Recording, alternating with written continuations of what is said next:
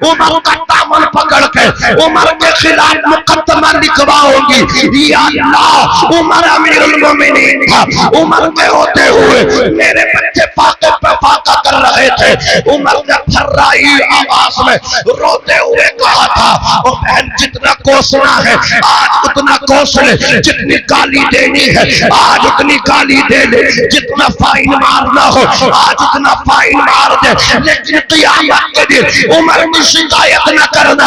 عمر کمزور سا انسان ہے, اللہ کی بارگاہ میں جواب نہ دے سکے. مدینے کی سرزمین ہے, مدینے والے آقا کا ظاہری وصال ہو گیا. حضور نے جب پردہ کر لیا تو منافقین نے خوشیاں منائی, یہودیوں نے خوشیاں منائی کہ بانیے اسلام پردہ کر گئے, اسلام کمزور پڑ جائے گا, اسلام کی جڑیں کھوکھلی ہو جائے گی. لیکن سیدنا ابو بکر صدیق نے ایسا مورچہ سنبھالا, ایسا مورچہ سنبھالا کہ یہودیوں کے اور منافقوں کے اللہ اکبر کبیرہ جو ناپاک ارادے تھے وہ ارادے ہی تک رہے, وہ پورے نہ ہو سکے. ابو بکر صدیق نے مورچہ سنبھال لیا, ایسی اسلام کی تبلیغ کی, مصطفیٰ جان رحمت کے اللہ اکبر کبیرہ عطا کردہ اسلام کا جھنڈا سرنگو ہونے نہ دیا, اسلام کی جڑوں کو کمزور کھوکھلا ہونے نہ دیا. مدینے کی سرزمین ہے, رات کا وقت ہے, اللہ اکبر کبیرہ چہرے پہ نقاب پڑی ہے. حضرت عمر ابن خطاب کا بیان ہے, میں کیا دیکھتا ہوں ایک شخص چلا آ رہا ہے, چہرے پہ پردہ پڑا ہے. میں نے کہا وہ رات کے اس وقت میں اپنے چہرے پہ نقاب ڈال کے مدینے کی گلی میں گشت کرنے والے چہرے سے نقاب تو ہٹا, چہرے سے پردہ تو ہٹا دے. اس وقت اہل مدینہ محو استراحت ہے, اپنے بستروں میں آرام کر رہے ہیں. ایک تو ہے کہ مدینے کی گلیوں میں گشت کر رہا ہے, آخر چہرے سے کپڑا تو ہٹا. اتنا کہنا تھا کہ اس آنے والے شخص نے چہرے سے جب کپڑا ہٹایا, چہرے سے جب پردہ ہٹایا, حضرت عمر کہتے ہیں میرے پیروں سے زمین نکل گئی.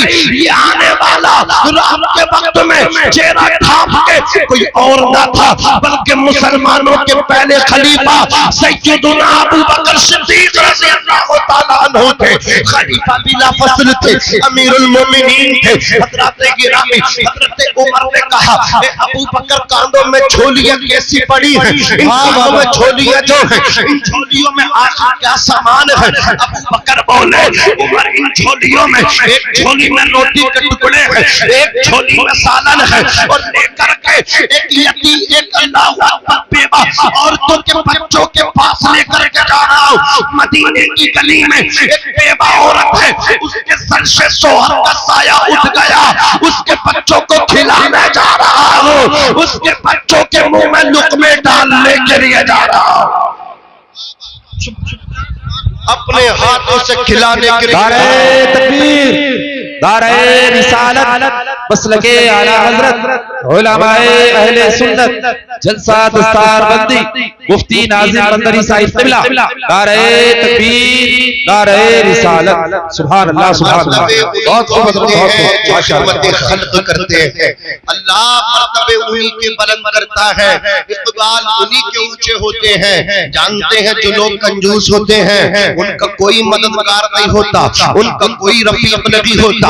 کنجوس جو ہوتا ہے, بخیل جو ہوتا ہے, وہ اللہ سے دور ہوتا ہے, جنت سے دور ہوتا ہے, لوگوں سے دور ہوتا ہے, دوزخ کے قریب ہوتا ہے. اور جو سخی ہوتا ہے, جو لوگوں کو مل بانٹ کے کھلانے والا ہوتا ہے, وہ اللہ کے قریب ہوتا ہے, رسول اللہ کے قریب ہوتا ہے, لوگوں کے قریب ہوتا ہے, جنت کے قریب ہوتا ہے, دوزخ سے دور ہوتا ہے. عزیزان ملت اسلامیہ, دنیا نے دیکھا سیدنا ابو بکر صدیق نے 2.5 سال 2 سال 6 مہینہ آپ کی مدت خلافت رہی. ابو بکر صدیق نے پردہ کیا. ابو بکر صدیق کے بعد حضرت عمر ابن خطاب فاروق اعظم رضی اللہ تعالیٰ عنہ امیر المومنین بنے. حضرت گرامی حضرت عمر ابن خطاب کا یہ معمول تھا, جب مدینے والے سوتے تھے تو عمر مدینے کی گلیوں میں گشت کرتے تھے, اپنے اللہ پر پہرا دیا کرتے تھے کوئی بھوکا نہ رہے, کوئی پریشان نہ رہے. یہ عمر ابن خطاب کی سوچ تھی. حضرت عمر ابن خطاب چلتے چلے جا رہے ہیں, ساتھ میں آپ کا خادم ہے تاریخ میں جس کا نام اسلم ہے. آپ ایک اللہ اکبر دروازے سے جب گزرے ہیں تو کانوں میں آواز آئی ہے, بچے رو رہے ہیں. دستک اندر پہنچے, جا کر کے کیا دیکھا, اللہ اکبر کبیرہ, بچے رو رہے ہیں اور چولہے پہ پتیلی چڑھی ہوئی ہے. آپ کہتے ہیں اس میں کیا پک رہا ہے؟ اللہ اکبر خاتون نے کہا کہ اس پتیلی میں نے پانی ڈال کے اس میں پتھر ڈال دیے ہیں, پھر چولہے پہ چڑھا دیا ہے. گھر میں پکانے کے لیے راشن نہیں ہے. حضرات گرامی, اپنے بچوں کو بہلانے کے لیے, پھسلانے کے لیے یہ میں نے کام کیا ہے. لیکن کمبخت بچے بھی سو نہیں پا رہے ہیں. اتنا سننا تھا. حضرت عمر کہتے ہیں دروازہ بند نہ کرنا. آپ اپنے گھر تشریف لائے, آپ نے اپنے کاندھے پہ بوری کو رکھا, رکھنے کے بعد چلتے بنے. خاتون نے کہا تھا حضرت میرے ہوتے ہوئے آپ اپنے کاندھے پہ بوری نہیں رکھ سکتے. آپ فرماتے ہیں اصل یہ بتاؤ میدان محشر میں ہر انسان اپنا اپنا بوجھ اٹھائے گا. اللہ اکبر کبیرہ, جب وہاں کوئی کسی کا بوجھ نہیں اٹھائے گا تو یہاں بھی میں اپنا بوجھ خود سے اٹھانا چاہتا ہوں. چلتے رہے. حضرت عمر ابن خطاب دروازے پہ جا کر کے دستک دی. پھر آپ نے اپنے ہاتھوں سے اللہ اکبر کھانا بنایا. کھانا بن کر کے تیار ہوا, اس کو ٹھنڈا کیا. امیر المومنین نے اپنے ہاتھوں سے ان چھوٹے چھوٹے بچوں کو چھوٹے چھوٹے لقمے اپنے ہاتھوں سے کھلائے. بچے شکم سے آسودہ ہو گئے, بچے خوش ہو گئے. حضرت عمر نے کہا تھا اے بہن عمر کو معاف کر دے. اس عورت نے کہا تھا سنو, عمر کی جگہ تمہیں ہونا چاہیے تھا. عمر کو نئی وزیر اعظم ہونا چاہیے تھا. عمر کو مسلمانوں کا امیر نہیں ہونا چاہیے تھا, بلکہ عمر کی جگہ تمہیں ہونا چاہیے تھا. عمر کو بے خبر ہے میرے بچے بھوک اور پیاس سے پریشان ہیں. میرے بچے اللہ اکبر کبیرہ بھوک کی وجہ سے بیماری کی طرف جا رہے ہیں. عمر جو ہے اپنے ہی کاموں میں مصروف ہے. اور تم کتنے اچھے آدمی ہو, عمر کا جو کام تھا وہ اس کو تم انجام دے رہے ہو. حضرت عمر نے کہا تھا اے بہن عمر کو معاف کر دے. اتنا سننا تھا. خاتون نے کہا تھا معافی کی بات کرتے ہو, ایسے معاف نہیں کروں گی بلکہ میں تو قیامت کا انتظار کروں گی. قیامت کا دن جب آئے گا نفسی نفسی کا عالم ہوگا. یوم یفر المرء من اخیہ وامہ وابی وصاحبتہ وبنیہ لکل امرئ منہم یومئذ شأن یغنی. اس دن انسان بھاگے گا. اللہ اکبر کبیرہ, انسان انسان سے بھاگے گا, بھائی بھائی سے بھاگے گا, شوہر بیوی سے بھاگے گا, بیوی شوہر سے بھاگے گی, بچے اللہ اکبر کبیرہ والدین سے بھاگیں گے. کوئی کسی کا یار اور مددگار نہ ہوگا. وہ عورت کہنے لگی اس دن میں اللہ کی بارگاہ میں عمر کا دامن پکڑ کے عمر کے خلاف مقدمہ لکھواؤں گی. یا اللہ عمر امیر المومنین تھا, عمر کے ہوتے ہوئے میرے بچے فاقے پہ فاقہ کر رہے تھے. عمر نے پھرائی آواز میں روتے ہوئے کہا تھا او بہن جتنا کوسنا ہے آج اتنا کوس لے, جتنی گالی دینی ہے آج اتنی گالی دے لے, جتنا فائن مارنا ہو آج اتنا فائن مار دے. لیکن قیامت کے دن عمر کی شکایت نہ کرنا. عمر کمزور سا انسان ہے, اللہ کی بارگاہ میں جواب نہ دے سکے گا. جانتے ہیں کون عمر ہے؟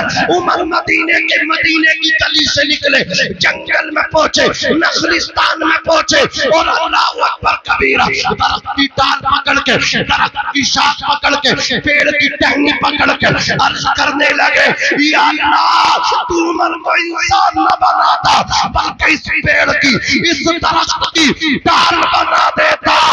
یہ خشیت الہی ہے, یہ خوف خدا ہے. آج میرے پاس نہ نمازیں ہیں, نہ روزے ہیں, نہ صوم و صلات ہے, نہ والدین کی دعائیں ہیں, نہ پڑوسیوں کی دعائیں ہیں, نہ بہن کا حق ہے. اللہ اکبر کبیرہ, بہن کا حق میں نے کھایا, بھائی کا حق میں نے کھایا, پڑوسیوں کو گالی میں نے دے دی, کسی کا ادا نہ کیا.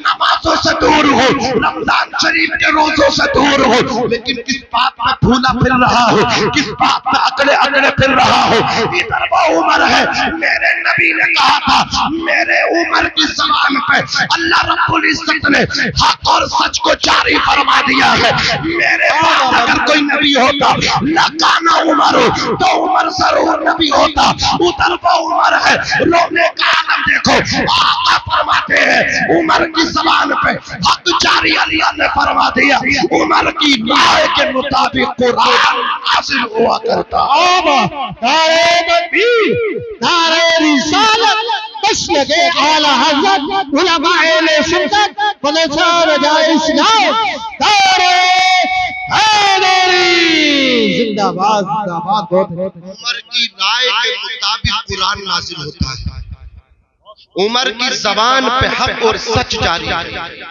اگر نبی خاتم النبیین نہ ہوتے نبوت کا دروازہ نبی پہ بند نہ ہوتا تو آقا فرماتے میرا عمر ضرور نبی ہوتا لیکن خشیت خوف خدا ایسے کام کریں پھر بھی کہتے ہیں یا اللہ عمر کو انسان نہ بلکہ اس پیڑ کی ٹہنی بنا دیتا کہتے ہیں بہن جتنا کوسنا ہے آج کوس لے رب کی بارگاہ میں شکایت نہ کرنا عورت بولی آخر تم کون ہو عمر کے اتنے ہی مائیتی ہو اتنی معافی کی بات کر رہے ہو حضرت عمر بولے بہن عمر کوئی اور نہیں ہے عمر تیرے سامنے کھڑا ہے عمر تیرے سامنے کھڑا ہے اگر آج کوئی کسی کی بات چلتی ہو جس کی لاٹھی اس کی بھینس اگر کسی کی ستا ہو اگر کوئی غریب آدمی آنکھیں دکھا دینا آدمی آنکھیں نکال لیتا ہے چل بیٹے کہاں تک دوڑے گا دیکھ تیری کہاں تک پہنچے پہنچ دوڑ کہاں تک دوڑے گا وہ میرے بھائی تو ظلم اتنے کرو جتنا کہ اپنے اوپر سہلو اتنی برداشت کرو اس لیے کہ یاد رکھنا قیامت کے دن یہی مظلوم تمہارا دامن پکڑ کے کہے گا وہ دنیا تھی جہاں کھلنے نہیں دی تھی زبان میری یہ محشر ہے یہاں سننا پڑے گی داستان میری اگر تم نے کسی پہ ظلم کر دیا اللہ اکبر کبیرہ تنہائی میں آ کر کے وہ اللہ کی بارگاہ میں مصلی بچھا کے اگر گڑ گڑا گیا تو تیری نسل تباہ ہو جائے گی تیرا اقبال کو زوال ہو جائے گا میرے آقا فرماتے ہیں تین لوگ ایسے ہیں جن کی دعائیں رد نہیں ہوتی ایک باپ ہے باپ کی دعا اولاد کے حق میں رد نہیں ہوتی قبول ہوتی ہے ایک مسافر ہے اللہ مسافر کی دعا کو بھی قبول فرماتا ہے تیسرا مظلوم ہے اللہ مظلوم کی دعا بھی قبول فرماتا ہے مظلوم کی دعائیں لیا کرو ان کی بد دعاؤں سے بچا ان کی بد دعا سے بچا کرو حضرات گرامی عرض کر رہا تھا کہ یہ قرآن مقدس ہے بادشاہوں کے گھروں میں قرآن تھا حضرات گرامی آج قرآن پڑھنے والوں کو ہم کون سی نظروں سے دیکھتے ہیں آؤ میں آپ کو بتاتا ہوا چلو تاریخ میں بتاتی